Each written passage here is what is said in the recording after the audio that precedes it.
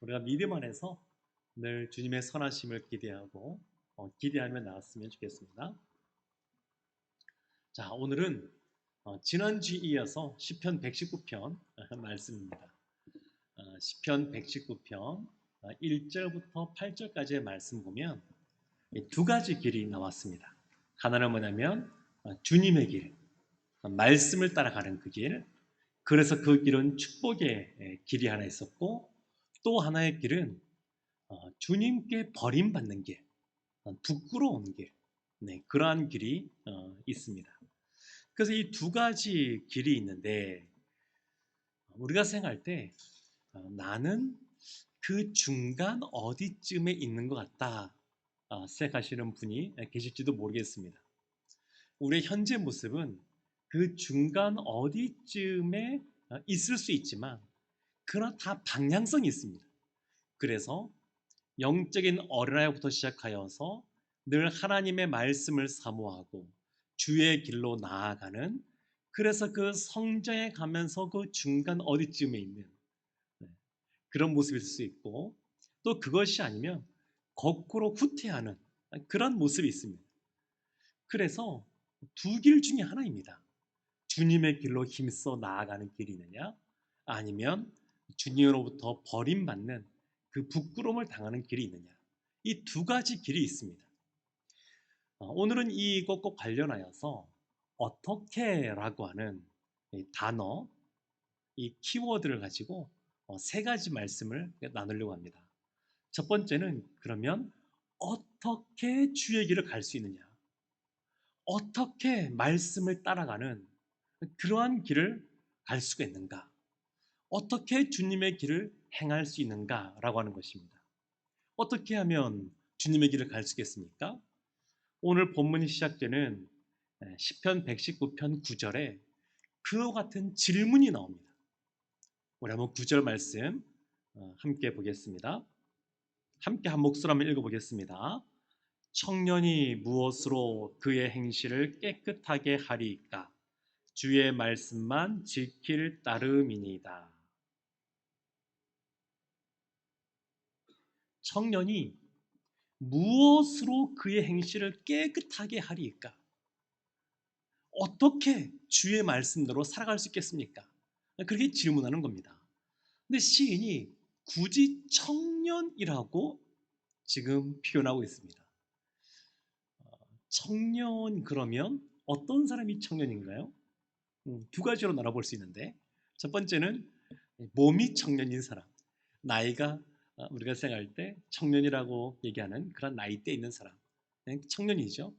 또 하나는 마음이 청년인 사람, 그래서 100세를 살아보니 라고 쓰신 이 100세가 넘으신 노 교수님 말씀을 들어보면 인생은 60은 넘어야, 그리고 황금기는 70이 넘어야 된다 말씀하시는데, 그같이 청년의 때 이 마음이 청춘인 사람, 그런 사람도 청년이라고 할 수 있습니다. 그러니까 남녀노소 누구나 할 것 없이 마음이 청춘인 사람들, 사명에 사로잡혀 살아가는 사람들, 녹슬어 없어지는 인생이 아니라 어, 따라 없어지는 그러한 인생을 살아가는 사람들, 그런 사람들을 청년이라고 말할 수 있습니다. 모세가 나이가 120세가 되었음에도 그의 마음속에 하나님이 약속하신 그 약속의 땅에 가고 싶은 마음이 너무너무 컸습니다. 사도 바울도 주님 부르시는 그날까지 다 내가 이루었다 생각하지 않고 표대를 향하여 늘 달려가는 삶을 살았습니다. 우리 성도들 만나보게 되면 우리 여자 성도들 중에서 그런 말씀하시는 분들이 있습니다. 돌이켜보니까 인생에 있어서 가장 황금기는 50대는 되어야 되더라, 이런 말씀들을 듣고 있는데, 이제 자녀들 다 키워놓고 뭐 이제 각자 살아갈 길을 이제 마련해주고, 그 이후에서야 진정한 여성으로서의 그러한 행복을 누릴 수 있는, 무엇인가 할 수 있는 나이가 펼쳐지더라, 이런 말씀도 듣곤 합니다. 다 청년입니다. 그런 분들이 다 청년입니다. 그런데 특별히 나이와 관련하여 청년을 생각해 보면 어떤 단어들이 이미지들이 떠오르십니까? 청년, 이 자리에도 계시는데 도전, 열정, 격정, 선택, 창의적, 새로운 생각, 그러다 보니까 또 선택, 결정, 이런 것들을 하는 인생에 있어서 아주 중요한 시기가 청년의 때입니다. 그래서 청년이 무엇으로 자기의 행실을 깨끗하게 하리까? 라고 하는 이런 표현 속에 우리의 신앙생활에 있어서도 너무너무 중요한 그 시기, 그러한 시기에 우리가 주의 길을 갈 것인가? 아니면 오히려 주님께 버림받는 부끄러운 길을 갈 것인가? 이것이 결정이 되게 됩니다. 그러니까 너무너무 중요한 시기입니다. 이 중요한 것을 선택하는 시기이면서 또 청년 그러면 뜨거운 사랑을 이제 느끼는, 또 경험하는 그런 때라고 알 수 있습니다.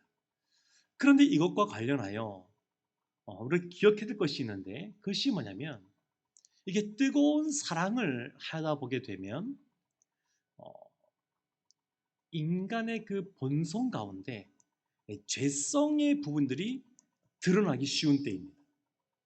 오히려 청년의 때에 하나님 앞에 거룩하게 순결하게 하나님이 원하시는 사람으로 다듬어지고 훈련되어지기보다 오히려 멀어지기 쉬운 그러한 때가 또 청년의 때이기도 합니다.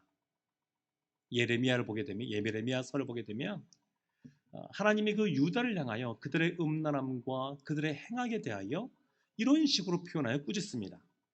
예레미야 3장 4절과 5절 말씀인데, 내가 이제부터는 내게 부르짖기를 나의 아버지여, 아버지는 나의 청년 시절의 보호자이시오니 노여움을 한없이 계속하시겠으며 끝까지 품으시겠나이까 하지 아니하겠느냐.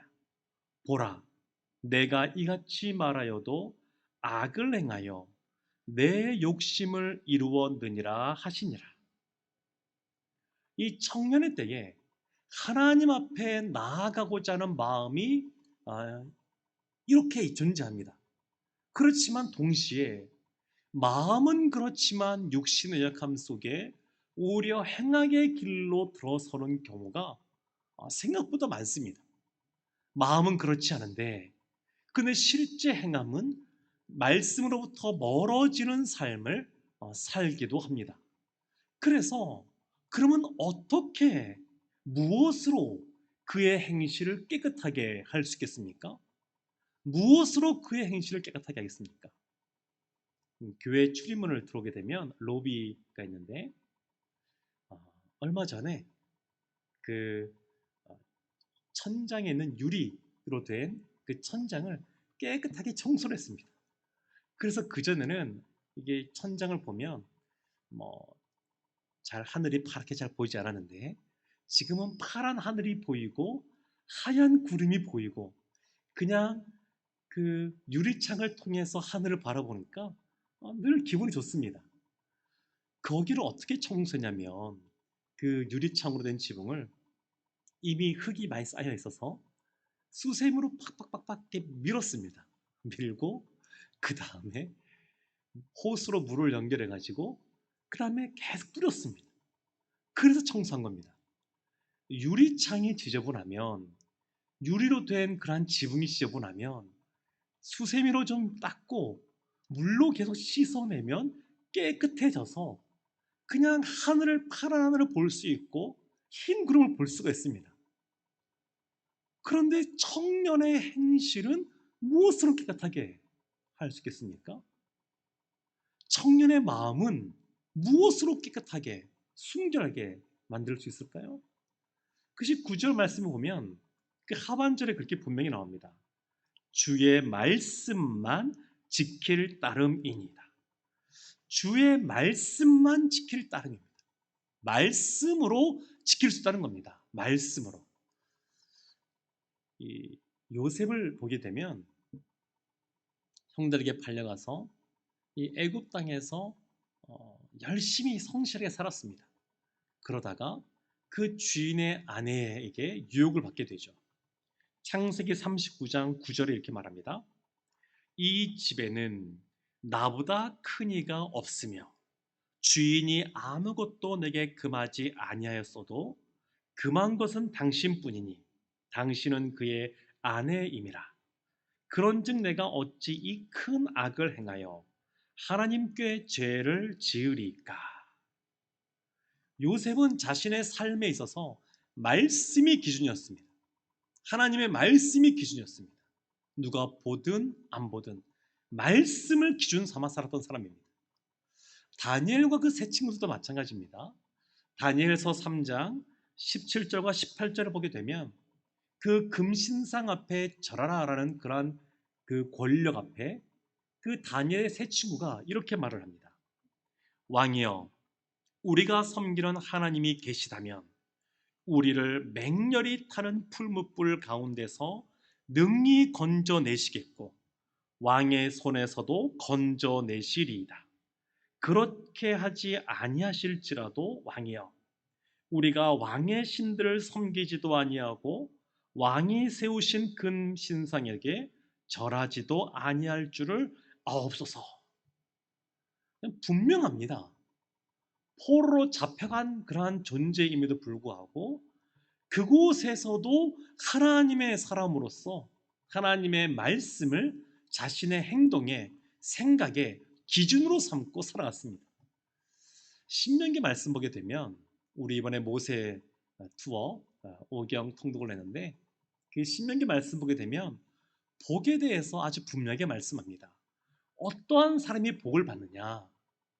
하나님의 말씀을 청종하는 사람이 복을 받는다. 이렇게 말을 합니다. 신명기 10장 12절과 13절 말씀입니다. 이스라엘아, 내 하나님 여호와께서 내게 요구하시는 것이 무엇이냐? 곧 내 하나님 여호와를 경외하여 그의 모든 도를 행하고 그를 사랑하며 마음을 다하고 뜻을 다하여 내 하나님 여호와를 섬기고 내가 오늘 내 행복을 위하여 내게 명하는 여호와의 명령과 규례를 지킬 것이 아니냐. 성경은 참 많은 곳에서 하나님의 말씀을 청종해야, 듣고 순종해야 복을 받는다, 그렇게 말합니다. 그런데 우리가 분명히 기억할 것이 뭐냐면 하나님 앞에 말씀대로 살아가고자 하는 그 행위, 그것 때문에 그 보상으로서 복을 받는 것이 아닙니다. 하나님이 이러이러한 것을 지키라 그래서 단순히 그것을 지켰기 때문에 당연히 하나님은 내가 이런 행동을 했기 때문에 이와 같은 복을 주셔야 된다, 이런 공식이 있는 것이 아닙니다. 그러면 왜 하나님 말씀을 청종하는 것이 우리에게 복이냐면 그것은 말씀을 지킨다라고 하는 것은 그 말씀을 지킬 때 하나님이 우리의 하나님이 되고 그리고 이스라엘이 하나님의 백성이 되는 겁니다. 우리가 하나님의 백성이 되는 겁니다. 그러니까 하나님 말씀을 청종한다고 하는 것은 하나님과 우리 사이가 관계가 형성된다는 겁니다. 이것이 중요합니다. 복받는 인생은 어떤 인생이냐? 하나님과 친밀한 관계를 유지하는 사람, 그 관계를 형성하고 유지하는 사람, 그 사람이 복이 있습니다. 모세가 이 시내산에서 하나님이 주신 그 십계명, 그 두 돌판을 가지고 내려왔는데 내려와 보니까 밖에서는, 밑에서는 금신상을 만들어 놓고 그냥 뛰놀고 있습니다. 그래서 그것을 보고 마음에 분이 일어나서 그 돌을 던졌더니 그 돌판이 깨어졌습니다. 이것은 이스라엘에 있어서 진짜 불행하고 안타까운 사건이었습니다. 왜냐하면 하나님과 이스라엘 사이에 맺은 언약이 깨어졌다고 하는 것, 하나님과 이스라엘 사이에 맺은 내가 너희의 하나님이 되겠고 너희는 나의 백성이 될 것이라는 이 관계가 깨어졌다는 것을 의미하기 때문에 그렇습니다. 그래서 다시 그 언약을 회복하기 위해서 다시 산으로 모세가 올라가서 그 돌판을 다시 받아오는 그러한 사건이 나옵니다. 사랑하는 성도 여러분, 어떻게 해야 주의 길을 갈 수 있을까요? 그것은 말씀을 지켜야 됩니다. 그러면 두 번째, 어떻게 주님의 말씀을 지킬 수 있겠습니까? 어떻게 해야 주님의 길을 갈 수 있는 말씀을 지키는 사람이 되겠습니까? 그것은 말씀을 마음에 품어야 됩니다. 시편 119편 10절과 11절 이렇게 말씀합니다. 내가 전심으로 주를 찾았사오니 주의 계명에서 떠나지 말게 하소서. 11절 말씀을 함께 읽어볼까요? 내가 주께 범죄하지 아니하려 하여 주의 말씀을 내 마음에 두었나이다. 먼저는 계명에서 떠나지 말아야 됩니다. 사람은 이 본성적으로 아담이 죄를 지은 이후에 죄성이 있어서 하나님이 아담아 부를 때에 숨었던 것처럼 하나님의 계명을 지키는 것에서 멀어지게 되어 있습니다. 가만히 있어도 본성적으로 그렇게 멀어지고 싶어 합니다. 하나님 앞에서 멀어지지 않는 것, 그렇게 해달라고 간구하고 있습니다. 두 번째가 뭐냐면 주의 말씀을 마음에 두어야 합니다. 주의 말씀을 마음에 두어야 됩니다. 야고보서 1장 21절을 보면 이것을 이런 식으로 또한 표현합니다. 그러므로 모든 더러운 것과 넘치는 악을 내버리고 너희 영혼을 능히 구원할 바 마음에 심어진 말씀을 온유함으로 받으라. 온유함으로 받으라. 온유함이라는 게 뭘까요? 온유함. 우리가 명확하게 온유함이란 사전적 의미가 이겁니다 라고 말하지 못해도 다 우리가 알고 있습니다. 온유함, 이런 거지. 그런 것이 있습니다. 그런데 이 야고보서에 보게 되면 이 온유함에 대해서 이 21절 앞구절에 그것을 이렇게 정리하고 있습니다. 야고보서 1장 19절과 20절 말씀을 보게 되면 내 사랑하는 형제들아 너희가 알지니 사람마다 듣기는 속히 하고 말하기는 더디하며 성내기도 더디하라. 사람이 성내는 것이 하나님의 의를 이루지 못함이라. 그러니까 온유함이라고 하는 것은 성냄, 분냄과 반대되는 모습입니다. 그러니까 하나님을 향하여 또는 사람을 향하여 자신 안에 있는 어떤 감정을 폭발시켜서 밖으로 표출하는 것, 이것이 성냄이고 그렇게 하지 않는 것이 온유함입니다. 하나님이나 사람을 향하여 갖고 있는 불평과 불만과 원망을 쏟아내는 것, 그것이 성냄이고 그렇게 하지 않는 것, 그것이 바로 온유함입니다. 그래서 온유함이라고 하는 것은 뭐냐면 이 밖에서 주어지는 것에 대해서 조용히 그것을 받아들이는 것, 성냄과 정반대죠. 그것이 바로 온유함입니다. 그래서 온유함이라는 것은 뭐냐? 내 생각이 아니라 하나님의 입술에서 나온 하나님의 말씀을 조용히 우리가 받아들이는 것, 그것이 온유함입니다. 나의 감정이 아니라 하나님의 인도하심을 인정하고 겸손한 마음으로 그것을 받아들이고 하나님의 섭리 가운데 그 인도하심을 따라가는 것, 그것이 바로 온유함입니다.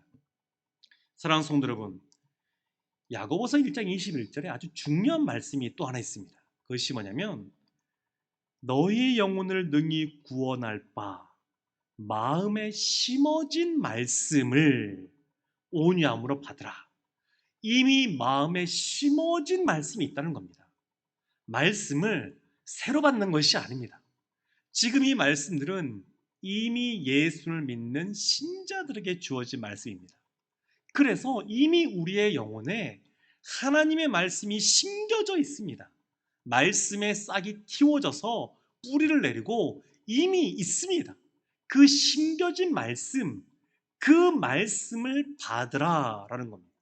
그래서 받으라라고 하는 것은 우리에게 없는 것, 하나님이 새로 주시는 것을 받는다, 그런 의미가 아니라 이미 심겨진 말씀을 받으라라고 하는 것은 순종하라는 말입니다. 순종하라는 것. 하나님 말씀을 온유함으로 지키라는 겁니다. 어떻게 하면 하나님 말씀을 지킬 수 있냐면 온유할 때 지킬 수 있습니다. 사람에게 두 가지 마음이 있습니다. 하나는 온유한 마음이고 하나는 성내는 분내는 마음입니다. 사람에게 두 가지 행동이 있습니다. 하나는 말씀에 순종하는 것이고 하나는 행악을 행하는 겁니다. 사람에게 두 가지 길이 있습니다. 하나는 주님의 길을 따라가는 길이고 또 하나는 주님께서 버리시는 그 길을 걸어가는 길입니다. 사랑하는 성도 여러분, 그러면 어떻게 하면 온유함으로 말씀에 순종할 수가 있겠습니까? 어떻게 하면 우리의 마음이 착하고 좋은 마음 되어서 좋은 것과 같이 되어서 부드러운 마음이 되어서 하나님의 말씀을 우리가 받아들이고 그 말씀을 지킬 수 있겠습니까? 시편 119편 13절에 이렇게 말씀합니다. 주의 입에 모든 규례들을 나의 입술로 선포하였으며 15절 말씀 내가 주의 법도들을 작은 소리로 읊조리며 주의 길들에 주의하며 주님의 규례들, 말씀을 나의 입술로 선포한다. 또한 주님의 말씀을 작은 소리로 읊조린다. 그러니까 말씀을 읽는다는 겁니다. 말씀을. 눈으로만 말씀을 보는 것이 아니라 눈으로 보고 입술로 말하고 그 말한 소리를 자신의 귀로 듣는다는 겁니다. 이것을 한 단어로 뭐라고 말하면 묵상이라고 말합니다. 묵상. 이것이 묵상입니다. 묵상은 가장 기본적인 의미가 말씀을 소리내서 읽는 겁니다. 원래 경전은 동서고금을 막론하고 소리내서 읽는 것이 가장 기본입니다.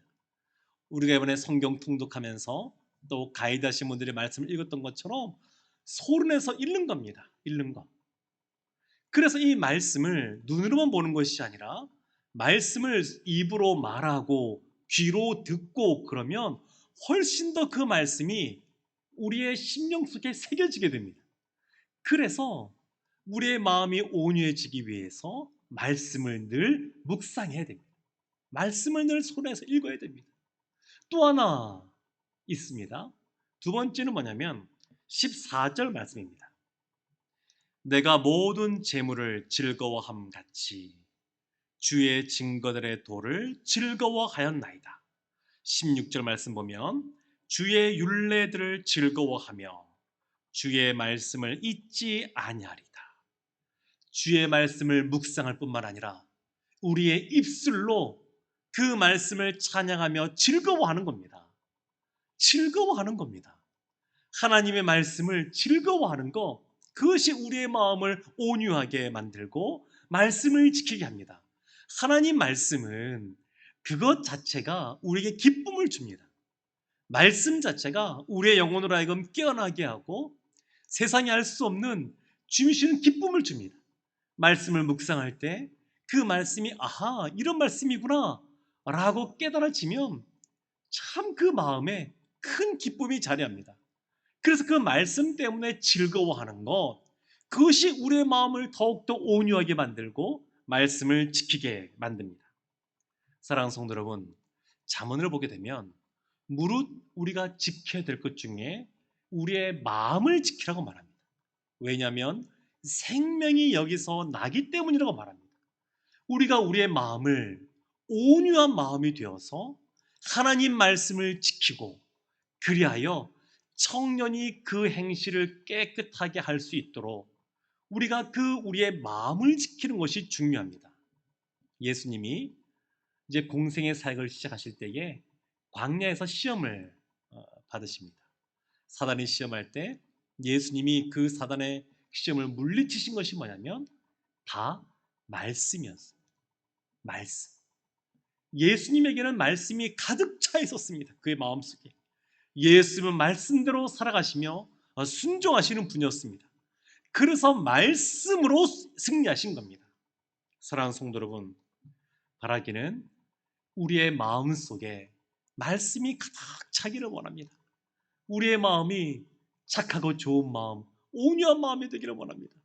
우리의 마음 속에 우리 속에 늘 말씀을 묵상하고 말씀을 즐거워하고 그래 말씀대로 지키며 말씀대로 순종하여서 이미 심겨진 우리의 말씀이 30배, 60배, 100배 열매를 거두기 원합니다. 그래야 진정 복 있는 하나님의 자녀들 되시기를 주님의 이름으로 축원합니다. 아멘.